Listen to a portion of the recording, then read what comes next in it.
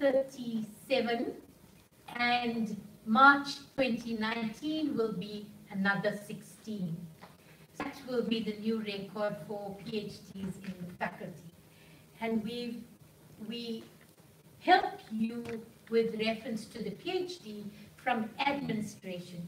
We actually try to recruit, but it's been so good. We've had, on average, 7 prospective students writing to us every week.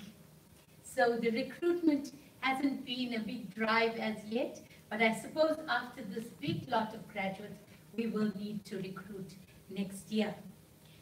We help you up to graduation, and we work with Mr. Kutsa in this regard. We try to provide guidance in terms of knowledge, construction, and identity development, but our main aim is to help you administratively, remember. We support, besides the students, supervisors, and examiners. So for the PhD, it is myself, and I am next to HR in the Tigerbird campus building. Nicoline's office is next to mine, and she, as I said, handles administratively most of the PhD stuff that needs to go out or that needs to be communicated, and she handles primarily the masters by research.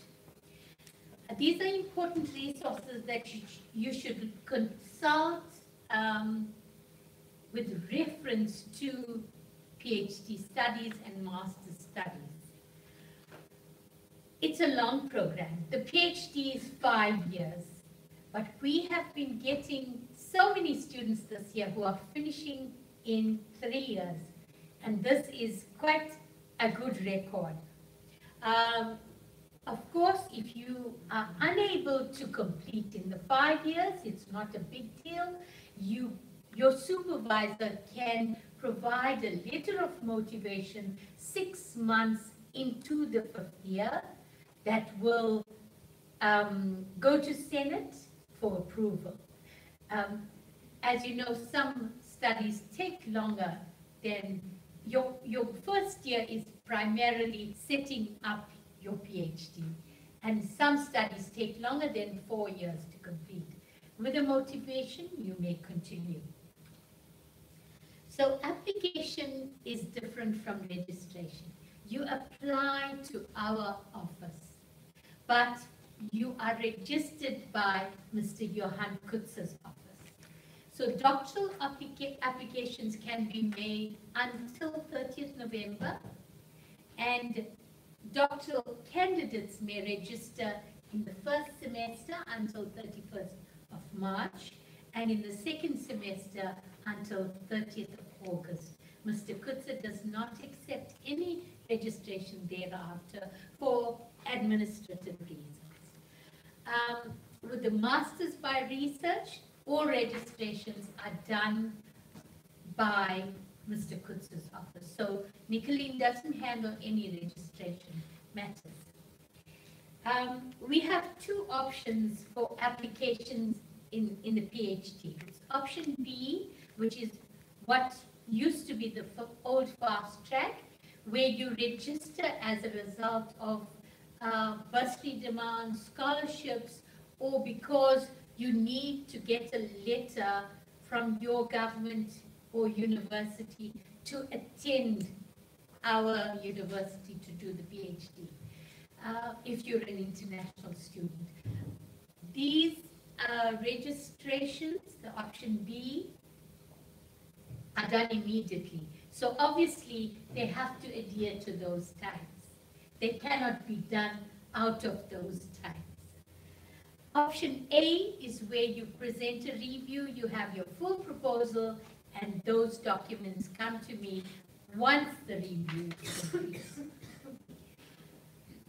So this is what your research proposal should look like. It should have your place of research, your topic and scope, review of the literature, materials, techniques, likely results, originality or gap in the research, likely contribution, ethical requirements, finances and budget, and if possible, maybe based on publications that you've already done and been accepted. This might not be too clear. These are the two options that I discussed. So in the orange here, you have the option B. The student will register now and present a form A1 and a short description of the study.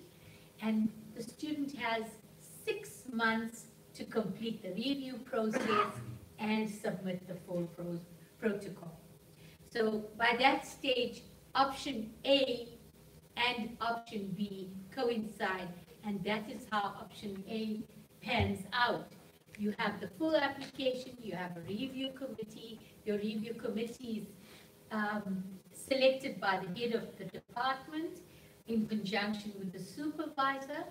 The review committee sits in on a presentation like I'm doing now and discusses the protocol in order to enhance the quality of the proposal. It is not a critical analysis of your proposal. So it's a comfortable, safe space in which to get good advice. Once that is done, all the application documents come to our office. The application is approved by Prof. Nicole K. van Petiers, and then I send a letter to ethics and to you to say that the application is approved. So once you reach the stage where you want to send out for examination, remember that we need an intention to submit form to be completed 6 months from the date of the intended graduation. And that will now remind me to alert your supervisors that examiners have to be appointed. And though that process is a long process, because those examiners are appointed by your departmental postgrad committees. That comes to Mr. Kutz and to me and goes to the Committee for Postgrad Research, Faculty Board and other committees, and Senate before we are allowed to send off a thesis or dissertation. Those are the submission dates for PhD.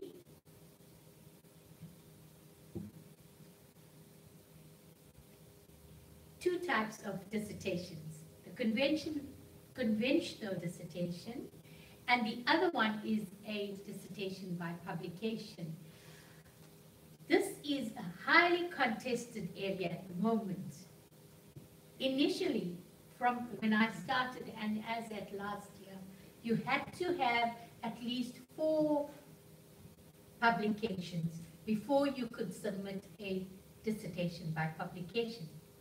And then somebody realized that, but this is different in the general calendar, where it says you are allowed only 2 publications. So at the moment, the faculty has appointed a task team, and they are looking at the integrity, the global validity, the credibility of a PhD with only two publications. And I can see Nilda shaking her head. And I know it's received negative response. So hopefully by the next faculty board meeting, this can take place as a formal discussion and we can reach some finality. Masters by research. You are required to apply to the head of a department. You do not apply to ours to do a master's by research. So your qualifications and everything go to the department or division involved. Also, the master's degree candidates may register twice annually, and those are the important dates that you should remember there. Examination dates are different from the PhD. This is before September and before December. I just want to remind you that we have been allowing students to submit to our office at any time. So you could submit your PhD in January or February for December, and it would be accepted. Research master's examination. Our office receives all the theses. These are submitted to the examinations. Release forms must accompany PhD and master's theses and dissertations. The examination reports come to Nicolene for the masters. She submits these to the supervisors. If there are resubmissions, these have to go through Nicolene or myself as well. So just remember that. Two independent examiners for the masters, one internal and one external. For the PhD, you have 3 independent examiners. These could be 3 externals. That means external to the university, or it could be 1 internal and 2 external. There is a criteria for 20% variation in marks that perhaps supervisors could check further with Nicolene because she understands that process better. But there are guidelines for that. Thank you. Thank you very much, ladies and gentlemen. Unfortunately, I'm not going to allow for questions at this point because we are running over time, and I do apologize for that. Could I make a suggestion, please? Could we go and have our